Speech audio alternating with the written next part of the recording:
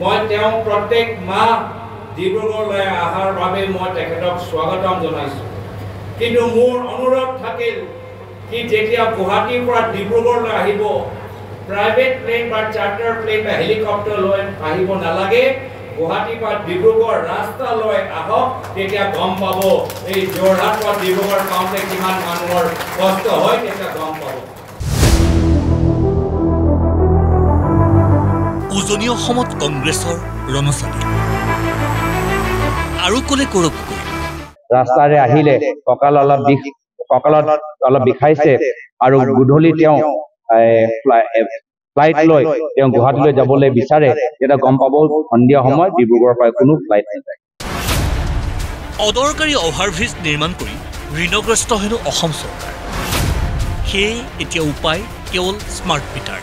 তেওঁলোকে গোটেই আমাৰ ৰাজহুৱা ধন তেওঁলোকে গুৱাহাটীৰ ভিতৰত অপ্ৰয়োজনীয় ফ্লাইঅভাৰ বনাই তেওঁলোকে নষ্ট কৰিছে, ব্যৰ্থ কৰিছে, যাৰ ফলত তেওঁ আজি ধাৰত চলি আছে আৰু সেই ধাৰ মাৰিবলৈ পইচা নাই।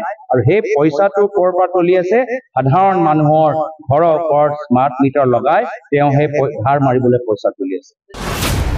সমাগত ঝাৰখণ্ড বিধানসভা নিৰ্বাচন, মুখ্যমন্ত্ৰী ডক্টৰ হিমন্ত বিশ্ব শৰ্মাৰ প্ৰতি আহ্বান গৌৰৱ গগৈ। মই বিচাৰো যে তেওঁ যেতিয়া ঝাৰখণ্ডত যায়, ঝাৰখণ্ডত যেতিয়া আদিবাসীৰ কথা কয়, তাত ক'ব লাগে যে তেওঁ কেনেদৰে অসমত আদিবাসী গাঁৱৰ ওপৰত স্মাৰ্ট মিটাৰ লগাই, বাগানৰ শ্ৰমিকসকলৰ ঘৰৰ ওপৰত স্মাৰ্ট মিটাৰ লগাই তেওঁলোকৰ আৰ্থিক অৱস্থা জুৰুলা কৰি দিছে। তেওঁ যেতিয়া ঝাৰখণ্ডলৈ যায়, ক'ব লাগে ঝাৰখণ্ডত কি তেওঁ আৰু তেওঁলোকৰ মন্ত্ৰীসকল কেনেদৰে বাগানৰ শ্ৰমিকসকলৰ, আদিবাসীসকলৰ বাগান তেওঁলোকে বিভিন্ন জৰিয়তে, বিভিন্ন মাধ্যমৰ জৰিয়তে তেওঁলোকে কিনি আজি বাগানৰ শ্ৰমিকসকলৰ অৱস্থা তেওঁলোকে ধ্বংস কৰিছে। লগতে তাত তেওঁলোকে ক'ব লাগে যে তাত তেওঁ আদিবাসী অধিকাৰৰ বাবে ইমান তেওঁ চিন্তিত, কিন্তু অসমত এজন জনজাতি মুখ্যমন্ত্ৰী, তেওঁ মুখ্যমন্ত্ৰী গাদীৰ পৰা ঠগি ঠগি খাইছে হেনো অসম চৰকাৰে, তাৰ পিছতো হতাশ। বৰ্তমান আজমলক মুখ্যমন্ত্ৰীৰ একমাত্ৰ ত্ৰাণকৰ্তা আখ্যা দি সাংসদ ৰকিবুল হুছেইনৰ কটাক্ষ। মানুহক ঠগি ঠগি খাইছে, সকলো মানুহকে ঠগিছে। আহোম সম্প্ৰদায়ৰ লোকক দেখিলে একদমে সংকুচিত কৰি কৰি কৰি কৰি এটা দুটা চিটলৈ লৈ আনিলে। আছিল আগতে 17টা 16টা, আগতে মুখ্যমন্ত্ৰী আছিল আহোম সম্প্ৰদায়, এজন স্পীকাৰ আছিল, সেই সম্প্ৰদায়টোৰ আজি প্ৰতিনিধি নাইকিয়া কৰি পেলালে। চাহ জনজাতিসকলৰ আগতে 16জন 17জন বিধায়ক আছিল, আজি তেওঁলোকৰ নাই। মৰাণ মটকসকলে ভাবিছিল যে এটা সমষ্টিত আমাৰ অন্তত সংৰক্ষণৰ নহলেও সংৰক্ষণ আছিল, সমষ্টিটোকে নাইকিয়া কৰি পেলালে। চুতীয়া সম্প্ৰদায়ে ভাবিছিল যে আমাৰ এটা সমষ্টি আছে, সমষ্টিটোকে নাইকিয়া কৰি পেলালে। কোচ ৰাজবংশীসকলৰ এটা সমষ্টি আছিল, সেই সমষ্টিটো নাইকিয়া কৰি পেলালে। এইকেইটা দিনত মই চেলেঞ্জ কৰিছো যে 3বাৰকে লগ পাইছো, মেমৰ নাম দিবলৈ মুখ্যমন্ত্ৰীক লগ নাপায় আৰু বদৰুদ্দিন আজমল ডাঙৰীয়াক 3বাৰ লগ পাইছে। তেওঁ চিচিটিভিত দেখাওক যে তেওঁৰ তাত কেইটাত সোমাইছে, কেইটাত ওলাইছে। স্মাৰক পত্ৰ দিবলৈ 1 মিনিটে লাগিছে। কি কথা পাতিছে তেওঁ? বদৰুদ্দিন আজমল ডাঙৰীয়াৰ লগত কি কথা পাতিছে? তেওঁতো বিভিন্ন ধৰণে কথা বতৰা কৈ আছে।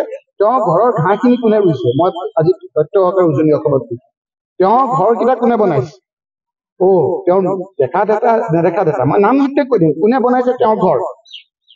আৰু এটা কথা কৈছো, তেওঁৰ আপোনাৰ এটা ঘৰ আছে, এতিয়াও ইফালে গ'লে বিৰি বিৰি গুণাই। মই কৈ আছো বাকীখিনি আপোনালোকক।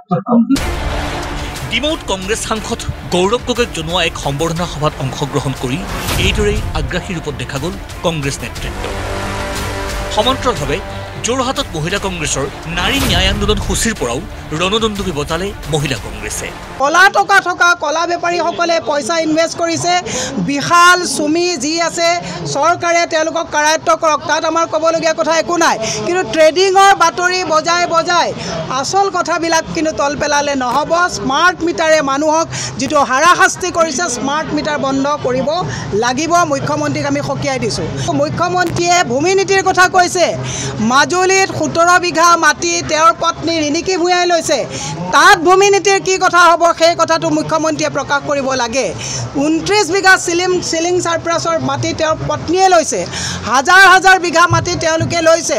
দুৰ্নীতিত তেওঁলোকে কৈছে কোনো বাচি নাযাব। তুলিৰাম ৰঙাঙৰ পৰা আদি কৰি মুখ্যমন্ত্ৰী নিজেই গোটেই তেওঁ পৰিয়াল দুৰ্নীতিত ব্যস্ত হৈ আছে। মুঠৰ ওপৰত সকলোৰে লক্ষ্য উজনি অসম।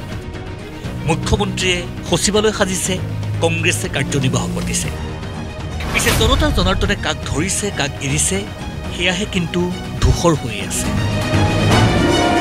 ভিডিঅ' জাৰ্নেলিষ্ট পৰাগ আৰু উৎপলৰ সৈতে পৰমানন্দ বৰা আৰু মৃদুল বুঢ়াগোহাঁইৰ ৰিপৰ্ট, প্ৰতিদিন টাইম।